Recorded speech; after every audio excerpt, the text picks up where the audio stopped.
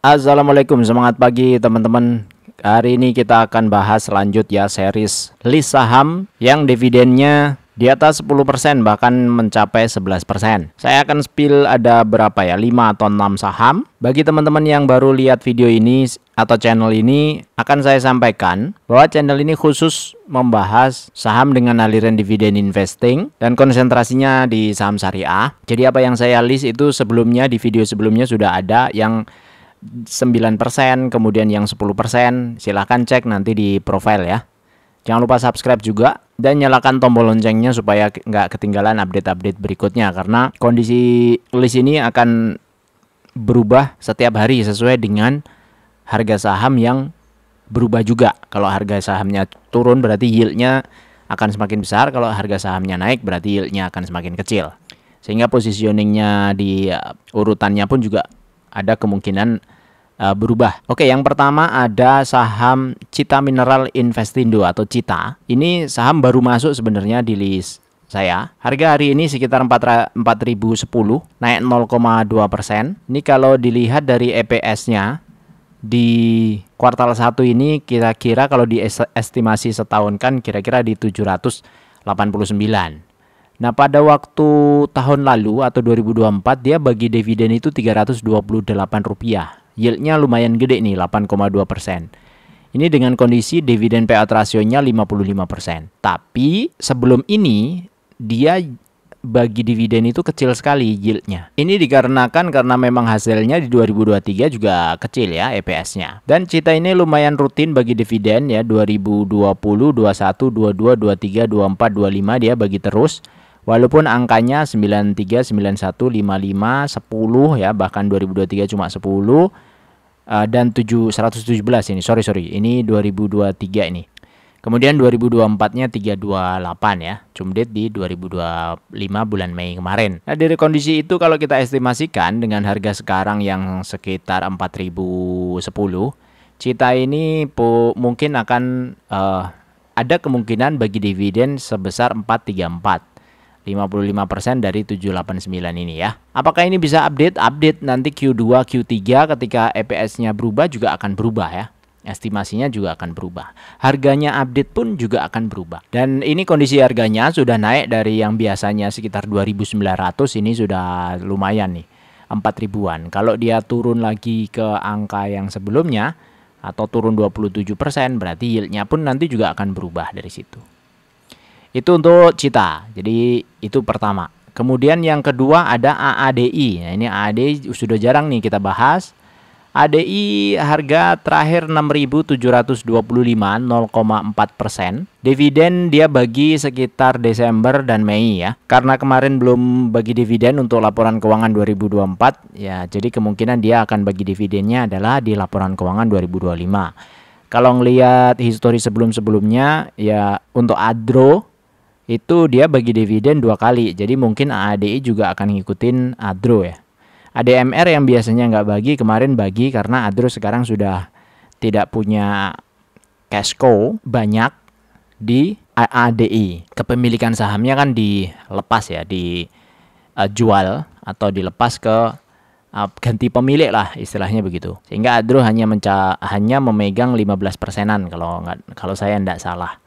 Jadi apa yang dibagikan oleh ADI nanti juga akan masuk ke kasnya si Adro. Dan sepertinya pengendali atau Pak Boy Thohir itu menginginkan Adro tetap menjadi dividen company. Karena kemarin juga mereka bagi dividen tuh si Adro. Karena hasilnya tidak terlalu banyak dari ADI, maka ADMR dipaksa untuk bagi dividen. Setelah sekian lama ADMR itu tidak pernah bagi dividen, kemarin bagi dividen. Nah, ini untuk ADI EPS terakhir saya masukkan di 1647. Sebenarnya ini EPS yang cukup rendah. Dividen payout kita ambil aja 45%, itu kemungkinan dia bagi 741. 741 berarti posisi sekarang itu bisa dicicil tuh ya. Itu 11%. Tahun 2023 ini tidak saya masukkan karena dia belum listing. 2024 udah bagi ya 4.500-an, itu 67%, dan ini anomali ini nggak bisa dipakai.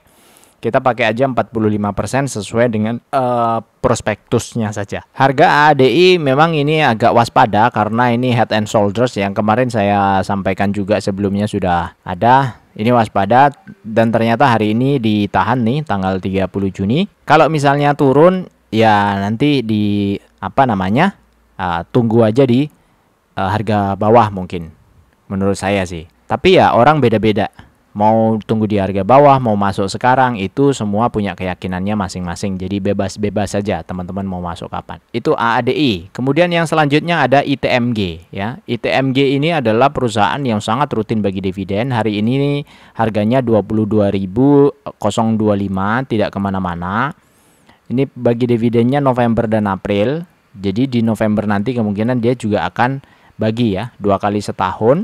Transaksi hariannya juga gede ini 47 miliar. Terus kalau dilihat potensi dividennya tahun ini 2447 dilihat dari mana? Dari EPS-nya yang sudah rilis 3765.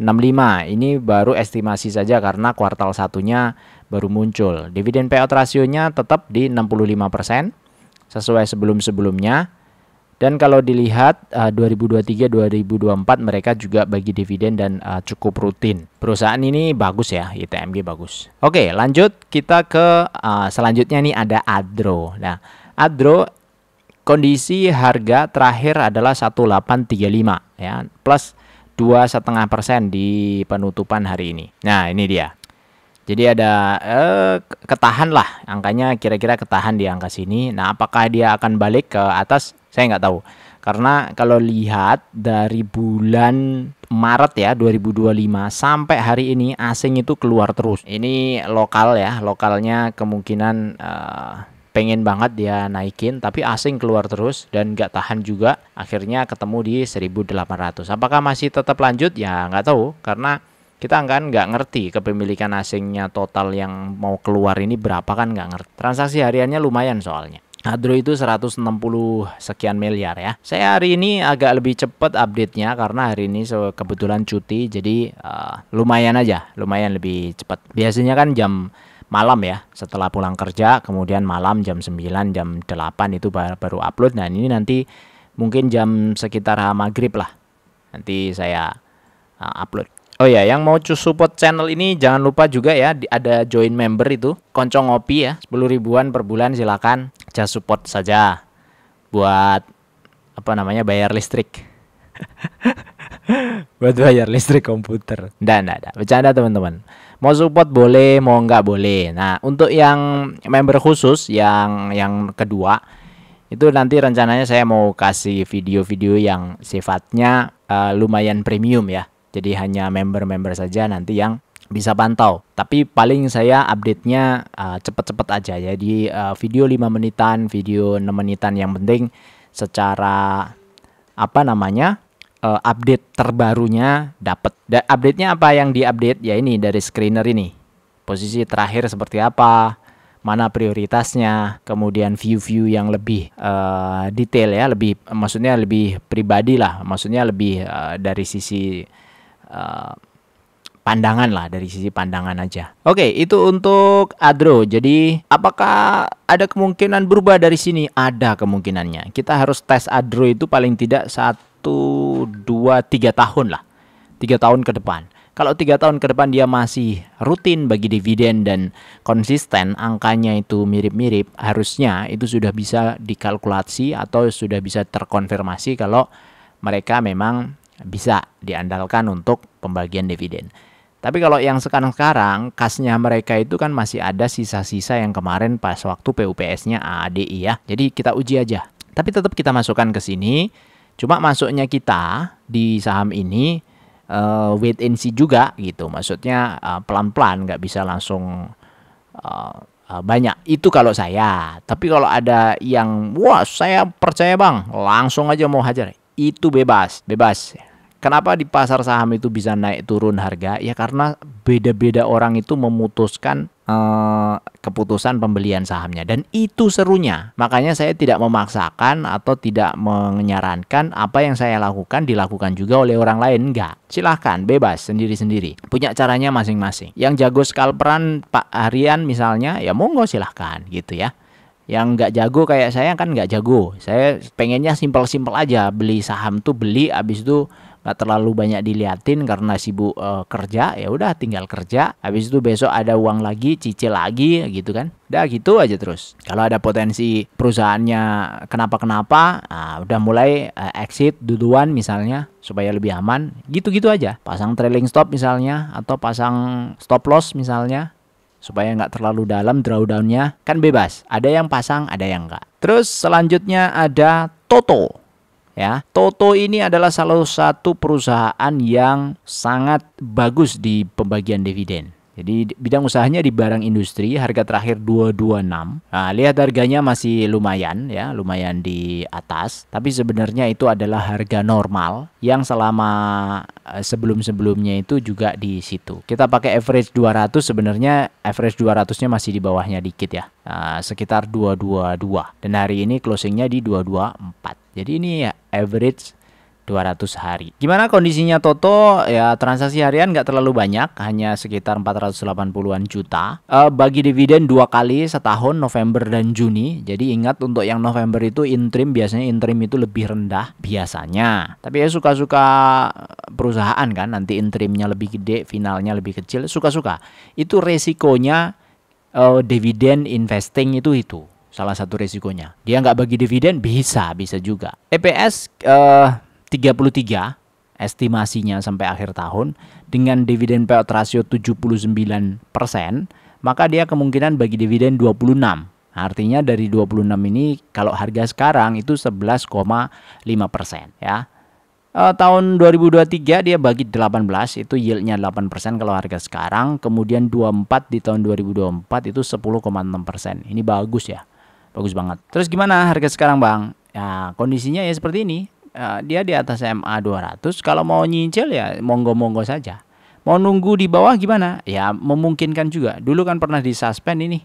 Suspend itu pas waktu harganya 200 lumayan itu yang ngambil di harga-harga sini ya. Orang kalau perusahaan itu kalau fundamentalnya bagus, bisnisnya bagus, harga itu ngikutin aja. Kalaupun nggak ngikutin harganya, yaitu keuntungan kita supaya kita bisa nyicil di harga yang sama terus dan dapat dividen yield yang sama terus. Paling tidak dividen yieldnya bertumbuh kalau dia ada potensi untuk growth. Jadi ketika dividen yang dibayarkan ini growth, ya yieldnya kita pun juga akan bertumbuh karena harganya yang kita beli sama misalnya gitu. Bang, saya beli rata-ratanya di kayak MA 200 Bang, sekitar 222. Ya bagus lah. 200 hari itu kan seolah-olah kan 10 bulan ya. Satu bulannya kan 20 hari ya. Kali 10 200 hari. 10 bulan tuh hampir setahun kan. Rata-rata setahun terakhir itu sekitar ini kan gitu. Kalau dilihat dari harga sekarang, pernah naik, pernah turun. Kalau turun lagi gimana? Di sini misalnya 199 atau 200. Ya, bagus lah, sekalian aja kita cicil kan. Nah,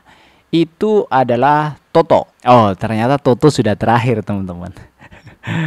Iya. Saya hari ini membagikan 5 ya, 5 dulu ya. Bang, bagi dong langsung semuanya. Update-nya mumet boy. Dikit-dikit aja. Lihat video-video sebelumnya kan sudah ada tuh. Mau nyicil 15 saham aja udah bingung itu. Pusing 15 itu pegangnya. 10 aja udah puyeng. Idealnya sih 10, jangan lebih lah. Kalaupun lebih-lebih ya 15 saham. Ini udah 5, kemarin 5, kemarinnya lagi berapa tuh? Yang 9%. Lihat-lihat aja di situ, kemudian lihat-lihat ada mana yang bisa di swing misalnya. Enaknya dividen investing tuh begini. Dan ini saya bagikan aja supaya teman-teman juga punya view yang sama. Maksudnya di pasar saham, prinsipnya di pasar saham kita nggak nyari, saya nggak nyari di pasar saham itu untuk kaya, tapi untuk mempertahankan aja, mempertahankan kekayaan dan mengembangkan kekayaan. Jadi sebelum masuk itu kita harus merasa kaya dulu gitu. Abang, saya cuma punya 10 juta. Ya anggap aja 10 juta itu adalah kekayaan kita. Kan namanya kekayaan kan relatif, orang masing-masing kan. Buat saya misalnya 20 juta itu sudah kaya. Ya boleh-boleh aja toh. Ya enak tuh yang punya 200 juta misalnya. Ya pasti dia sebelum mencapai 200 juta juga punya step-stepping kan. Yang 2 miliar enak tuh. Sebelum 2 miliar pasti punya step-stepping. Kecuali pewaris. Ya pewaris pun kan ada steppingnya. Ya, dia jadi anak dulu ya kan, jadi bayi dulu ya kan. Nggak apa-apa, itu urusan orang. Yang penting kita bagaimana gitu aja. Nah, ini series untuk yang saham dividen. Nah, terakhir adalah Kita akan input di Dividend for Living. Ini simulasi sampai nanti kita pensiun seperti apa kondisinya. Dengan target kita punya dividen itu 10 juta per bulan atau 120 juta per tahun. Angka ini adalah angka estimasi saat ini. Kita anggap ini cukup untuk seorang pensiunan. Dapat 10 juta per bulan tuh saya anggap cukup ya. Hidup misalnya di Yogyakarta, hidup misalnya di mana ya, pesisir pantai kayak Pacitan misalnya, saya anggap itu cukup. 10 juta hari ini, kalau inflasi itu 2,5% per tahun, maka 25 tahun lagi itu setara dengan 18.500.000. Jadi dividen target per tahunnya juga 200 jutaan ya, bukan 120 yang seperti yang ini. Karena ini adalah angka hari ini nih. Terus nilai investasinya harus berapa? Kalau yang ini harus 1 miliar, kalau yang ini harus 2 miliar. Wah, banyak banget tuh, gede banget. Kira-kira mungkin nggak kita nyicil seperti itu? Nah, ini simulasi ini yang bisa mengestimasikan itu mungkin apa tidak. Caranya gimana? Pertama, asumsi kenaikan investasi per 5 tahun itu 20%. Jadi periode 1 ini 5 tahunan ya. Terus modal awal, jangan lupa nih, ada modal awal 50 juta. Sehingga tahun pertama adalah 74. Itu 50 plus 24 ya. 50 plus 24 juta. Cicilannya per bulan berapa? 2 juta per bulan. Ini yang kita belikan saham. Selama 1 tahun dapat 74 juta. Dividen 1 tahun itu 7,9 juta. Atau 659 per bulan. 7,9 juta ini tidak kita pakai. Kita reinvestasikan kembali di tahun kedua. Tahun kedua kita dapat dividen 11 juta. Kita reinvestasikan kembali. Dan ini masih ada cicilan ya. Tadi yang 2 jutaan masih ada ya. 24 tambah terus nih di sini ya. Jadi ini 141 tambah 24 ya. 204 ini adalah 180 tambah 24. Tambah 19 ini adalah dividennya. Seterusnya. Nah, periode setelah 5 tahun, periode kedua, masa sih kita nabung 2 jutaan per bulan yang biasanya mampu, setelah 5 tahun nggak kita naikin? Kan asumsi kenaikan gaji ada misalnya, asumsi penghasilan yang lain pun kita punya misalnya. Jadi naikin dong. Kalau pengen pensiunnya cepat atau pengen pensiunnya tercapai kan kita harus lebih kerja keras lagi. Oke, dinaikin 20% setiap 5 tahun. Sehingga investasi per bulannya di tahun ke-6 itu 2,4. Setahunnya adalah 28.800 dan seterusnya. Ini sudah saya bikinkan grafik ya, periode 5, 6 ini sudah saya bikinkan grafik. Yang sebelah biru itu adalah cicilannya per bulan, yang kuning adalah dividen yang diterima per bulan. Tentu dividen tidak diterima bulanan tapi tahunan ya. Ini hanya dibagi 12 saja. Maka setaranya seperti itu. Nah, periode pertama itu dividen yang diterima itu 1,9 jutaan per bulan. Kita nyicilnya 2 jutaan per bulan. Masih tekor lah. Periode kedua ini sudah mulai plus nih. Kita terima dividen 4,9 jutaan, kita nyicilnya 2,4. Periode ketiga, keempat, kelima. Ya, ini kelima langsung 34 juta. Kita nyicil 4 jutaan. Ini per bulan loh ya. Periode ke-6 bisa sampai 60 juta. Ini kalau 10,7. Jadi ini seri sebelumnya nih yang 10,7 adalah yang tertinggi. Sekarang kita ganti kalau itu adalah 11,5 seperti Toto. Bedanya berapa nih? Kalau ini 34, di sini jadi berapa coba ya? Kita ubah. Jadi 41, bedanya luar biasa. 34 ke 41 hanya beda 1%-an kan tadi kan? 0, sekian persen kan? Tapi di endingnya bedanya luar biasa ya. 34 ke 41 berarti sekitar 7 juta. 7 jutaan per bulan. Kali 12 dong, berarti sekitar 84 jutaan. Hanya beda 1%. Kok bisa gede banget bang? Bisa. Karena capitalnya sudah terlanjur gede. 4 miliar ini udah terlanjur gede. 4 miliar itu 1%-nya sekitar 40 juta. Nah, kalau 1% itu berevolusi dari periode waktu tahun ke tahun begini, akhirnya selisihnya bukan cuma 40 juta, tapi tadi berapa tadi? 84 kan, hampir 2 kali lipatnya. Itu yang biasa sebut oleh Einstein compounding interest ya, keajaiban dunia ke-8. Dan saya setuju itu. Sekian dari saya, semoga bermanfaat. Jangan lupa subscribe, nyalakan lonceng. Sampai ketemu lagi di video berikutnya. Terima kasih. Wassalamualaikum warahmatullahi wabarakatuh.